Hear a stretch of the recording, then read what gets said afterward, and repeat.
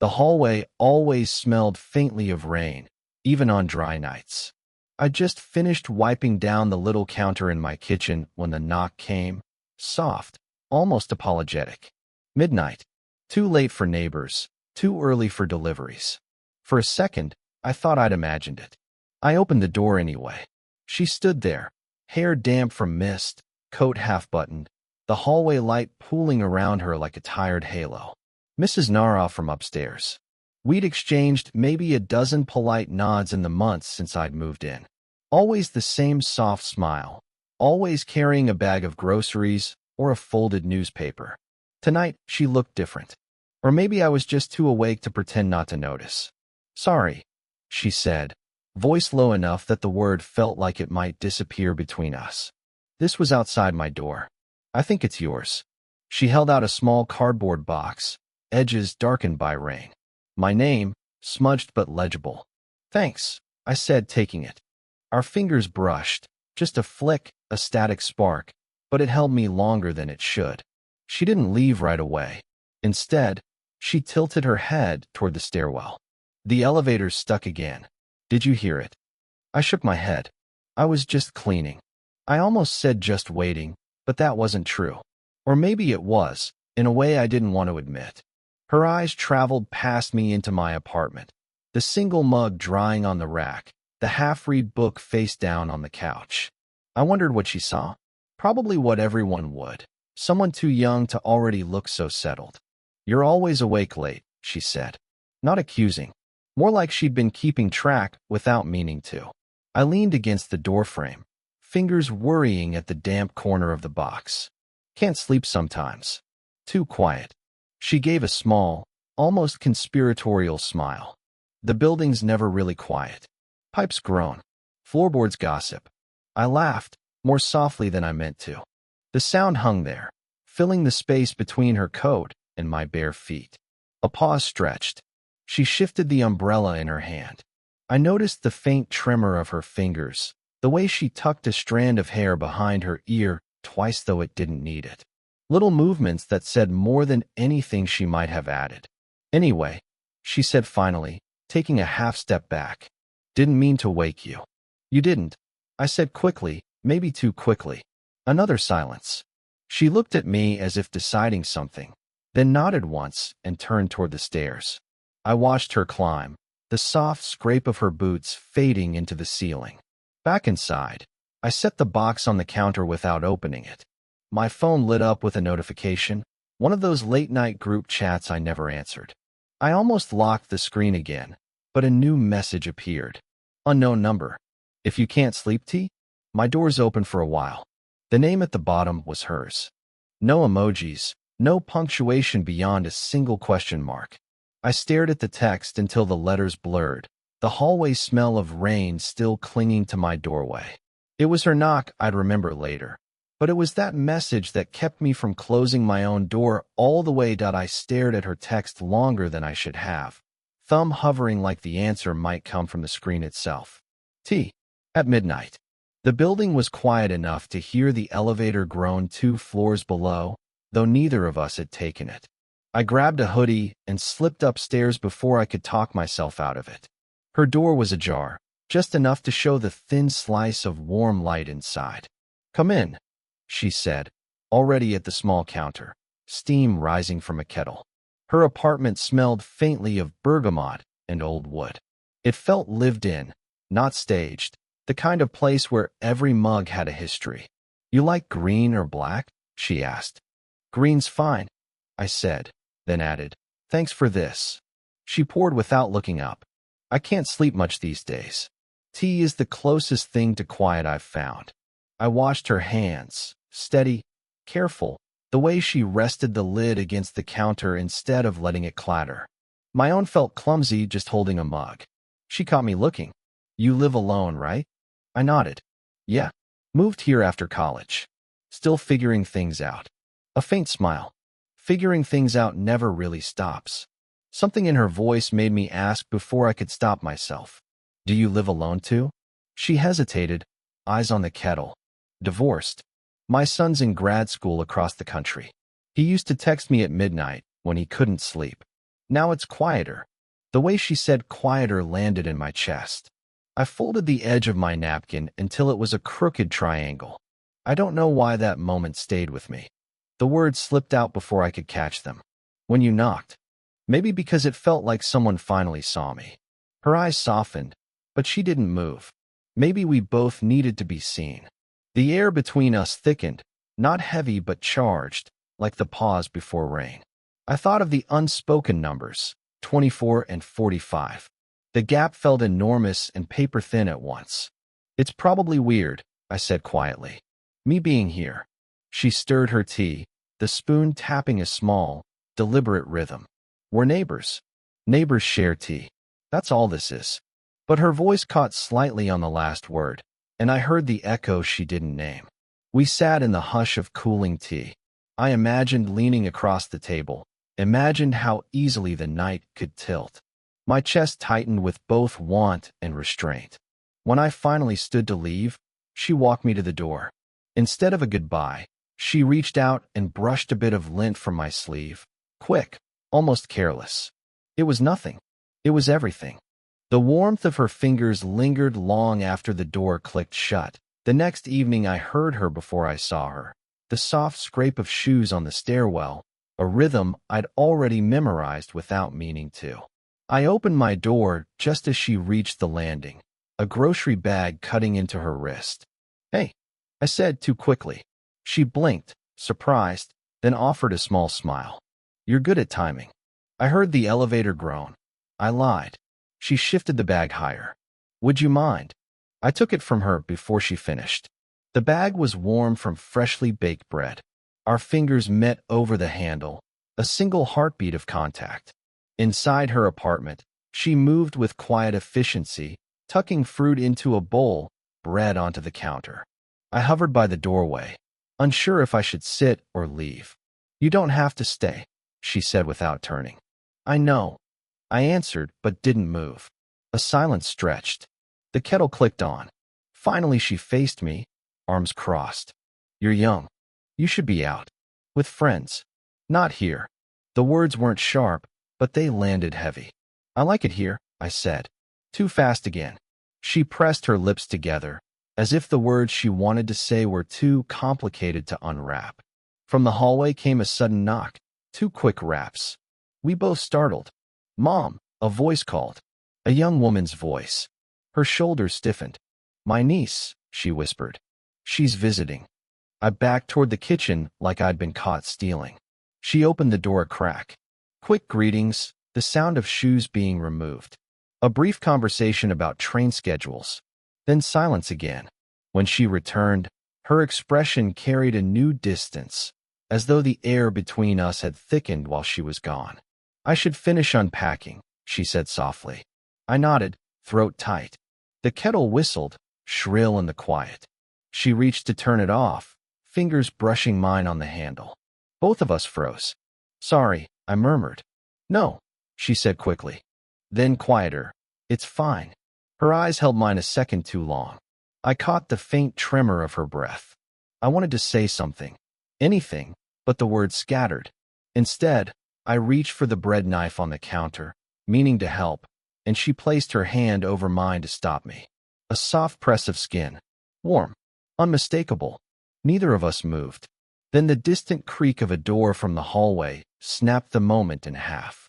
She stepped back, hand falling to her side. You should go, she whispered.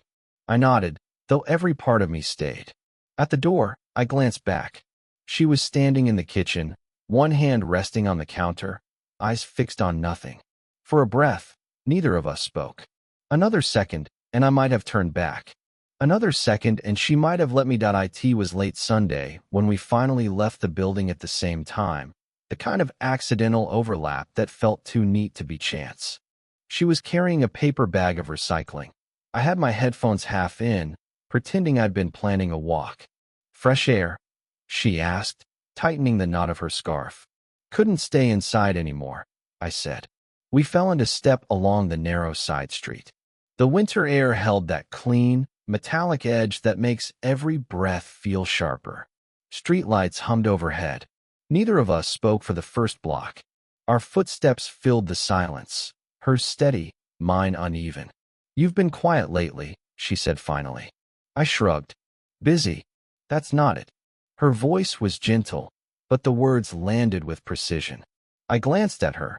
She kept her eyes forward, hands tucked in her coat pockets.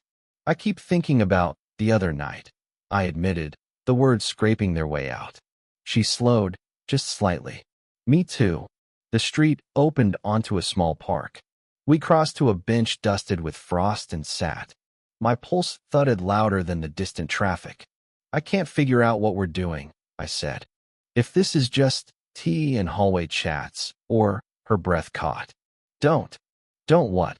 Don't name it." Her hands tightened inside her pockets. "Because once you name it, it's real." The honesty in her voice left a hollow ache in my chest. I tried to laugh, but it came out thin. "Is it the age thing?" "Because it's everything," she cut in. "I'm divorced." "You're—" She gestured vaguely. "Starting." I watched a single strand of hair slip loose from her scarf. I wanted to tuck it back, but my hand stayed clasped in my lap. "Sometimes I hate seeing you," she said softly, "because it makes the rest of the day feel less alive." The confession startled me more than if she'd shouted. I felt heat rise in my throat. "I checked the hallway," I admitted. "For your door light. Just to know you're home." She closed her eyes, a tiny flinch of recognition. "This isn't supposed to happen." "Then why does it feel like it already has?" The question hung there, raw and unanswered. Wind rattled the branches above us.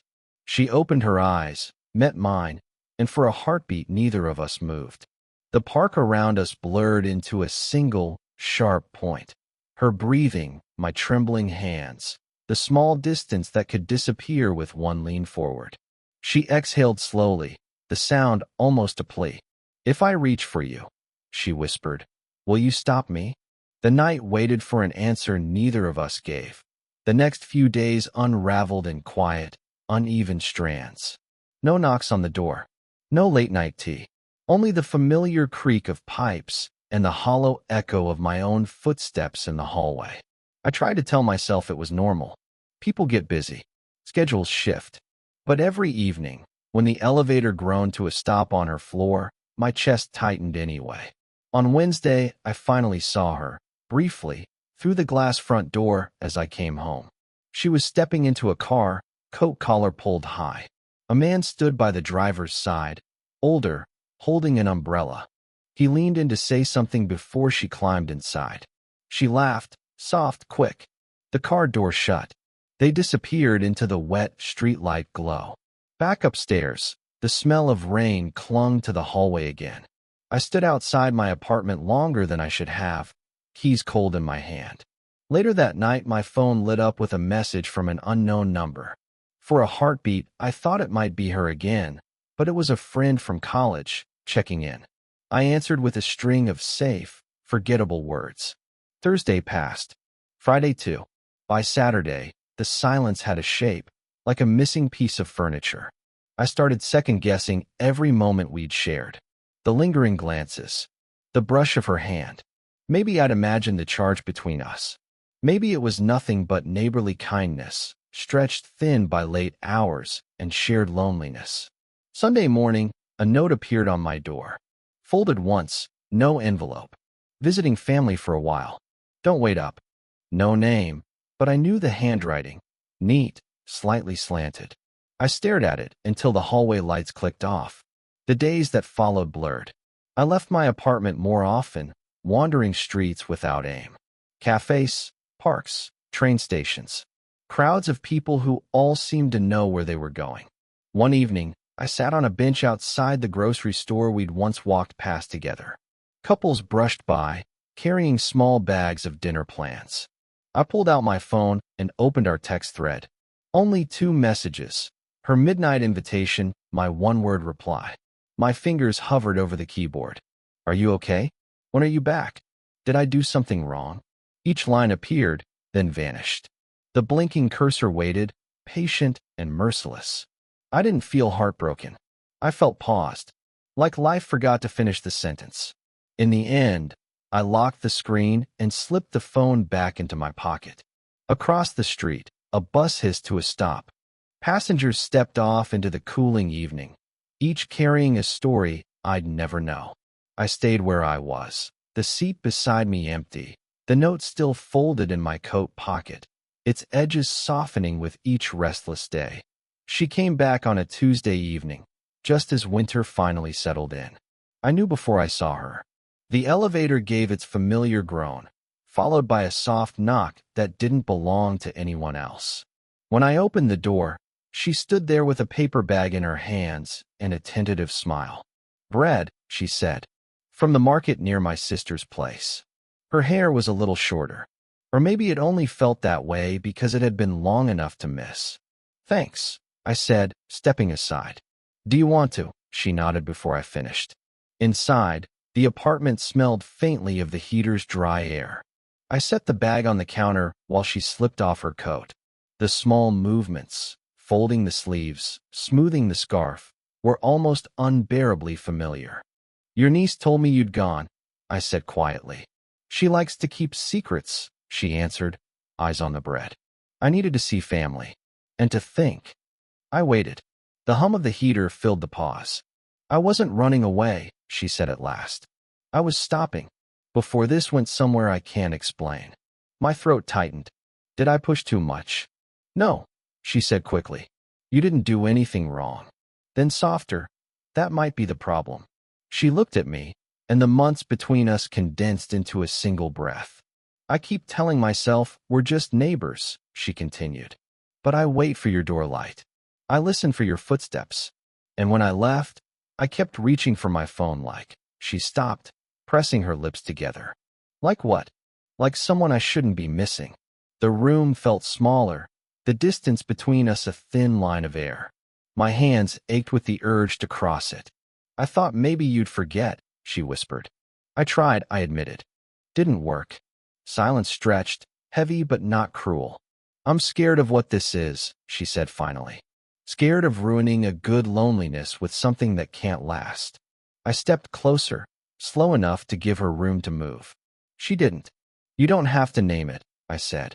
"We don't have to promise anything. I just don't want to pretend it isn't there." Her eyes searched mine, looking for an answer I didn't have. Then she exhaled, a shaky, quiet release, and reached for my hand. Her fingers slid against mine, warm and certain despite the tremor. We stood there, nothing decided, everything understood. After a long breath, she gave the faintest smile. "Okay," she murmured. It wasn't a plan. It wasn't forever. But it was real, and it was enough to keep us both standing in the small, humming kitchen, neither of us letting go. Winter thinned into early spring. The building's pipes groaned less. The elevator worked sporadically but predictably, and the hallway finally smelled of something other than rain. I found her one morning at 8:47 a.m., coffee in hand, leaning against the counter in her apartment as if she'd been there forever. The steam curled around her face, caught the soft sunlight through the window. "Black?" she asked, handing me a mug without waiting for an answer. I took it anyway, the warmth seeping through my fingers. We sat at her small kitchen table, silence stretched comfortably between us. No confessions, no near misses, just the quiet rhythm of two people who'd found a place beside each other. Some mornings, we walked to the corner cafe together. Sometimes we didn't.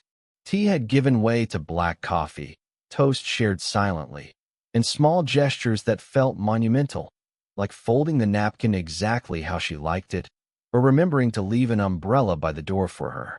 We passed a bench in the park one day. I watched her sit and wait for no one, and I realized that all the waiting we'd done, the knock at midnight, the messages unsent, the pauses and near confessions, had shaped this exact moment. Ordinary, quiet hours. She laughed at something I said about the building's ancient pipes, a sound that no longer made me nervous. The way her hair fell over her forehead caught my eye, and I noticed the faint crease at the corner of her smile that had always made my chest tighten. It wasn't perfect. We didn't own each other. We didn't have tidy labels or dramatic declarations. But the coffee warmed our hands, the streetlight caught the dust motes dancing in the kitchen, and it was enough. One evening, I found her sitting on the same park bench where we'd nearly lost ourselves to what-ifs. She had a thermos of tea, a small blanket tucked around her knees. I sat beside her without speaking. We didn't need words. Our hands brushed once, careful, deliberate, and the world didn't shift. It just made sense. I realized then that the love we carried wasn't something loud or explosive. It was in the pauses, the habits, the small ways we noticed each other without needing to say. It had been earned through months of waiting, of quiet attention, of showing up when it counted. She sipped her tea and glanced at me, a half-smile that said everything and nothing. I returned it. That was our language now, one only we understood. And as the sun set, washing the park in amber light, I thought about all the moments that had led here. The knocks, the near confessions, the messages we hadn't sent. They weren't regrets. They were the rhythm of a connection that had grown patient, steady, and true. Did this story stay with you? What kind of quiet, real love stories do you want to hear next?